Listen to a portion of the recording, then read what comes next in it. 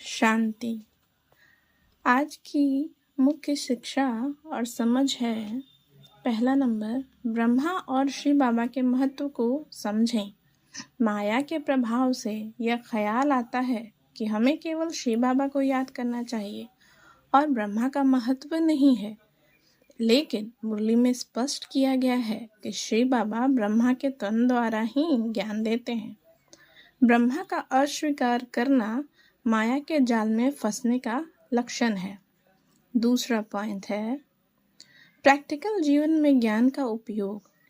जो बच्चे स्वयं ज्ञान को अपने जीवन में धारण करते हैं और फिर दूसरों को सिखलाते हैं, वे सभी के प्रिय बन जाते हैं। सिर्फ बोलने से नहीं, बल्कि अपने आचरण से दूसरों को प्रेरित करना सच्ची सेवा है। माया से सावधान रहना। माया इतनी जबरदस्त है कि अच्छे महारथी योगी भी उसमें प्रभावित हो जाते हैं। मनुष्य को हर समय अपनी स्थिति का ध्यान रखना चाहिए, क्योंकि एक क्षणिक कमजोरी विनाश का कारण बन सकती है। कर्मातीत अवस्था का महत्व। यह स्पष्ट किया गया है कि जब तक दुनिया में लड़ाई और विनाश की तैयारी नहीं होती, कर्मातीत अवस्था प्राप्त नहीं हो सकती। कर्मातीत अवस्था आत्मा की सबसे ऊंची स्थिति है, जहां आत्मा परम शांति और संतोष का अनुभव करती है। संकल्प और बोल का नियंत्रण। कम बोलने और मीठा बोलने की प्रैक्टिस करनी चाहिए। इससे आत्मा में रॉयल्टी आती है। टॉकी मार्ग को त्याग कर। टॉकी मार्ग अर्थात यह स्थूल वतन जहाँ पे कर्म हम करते हैं। टॉकी मार्ग को त्याग कर साइलेंस मार्ग अपनाना है, जिससे दिव्य गुण आत्मसात हो। जीवन में उपयोगी मार्गदर्शन, दिव्य चलन और आचरण। अपने विचार, शब्द और कर्म को दिव्य गुणों से परिपूर्ण करना। आत्मा की पवित्रता और स्नेह से दूसरों को प्रेरित करना हमारा कर्तव्य है। शांत और रॉयल जीवन शैली। शांति और सुख का टावर बनने के लिए रॉयल्टी को धारण करना जरूरी है। हर स्थिति में संयम और स्नेह बनाए रखना चाहिए।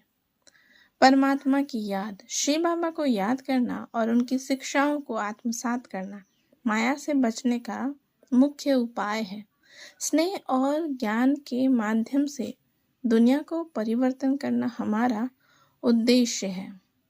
ध्यान रखने योग्य वचन। माया इतनी ताकतवर है कि वह नंबर 1 बर्थ नॉट अ पेनी बना देती है। बाप कहते हैं, मुझे याद करो, मैं तुम्हें इस दुख धाम से सुख धाम में ले जाऊंगा। संकल्प, बोल, समय, गुण और शक्तियों का खजाना जमा करो। आज की मुरली से कुछ गुण हैं जिसे हमने अपने जीवन में धारण करने का संकल्प लिया है। पहला है विनम्रता और समर्पण का महत्व। समर्पण। ब्रह्मा और शिव बाबा दोनों की शिक्षाओं को अपनाना, उनके मार्गदर्शन को समझना और अपने जीवन में उसका पालन करना विनम्रता का प्रतीक है। विनम्रता, जब हम विनम्रता से ज्ञान और सेवा को स्वीकार करते हैं, तभी हमें दूसरे से प्रेम और सम्मान मिलता है।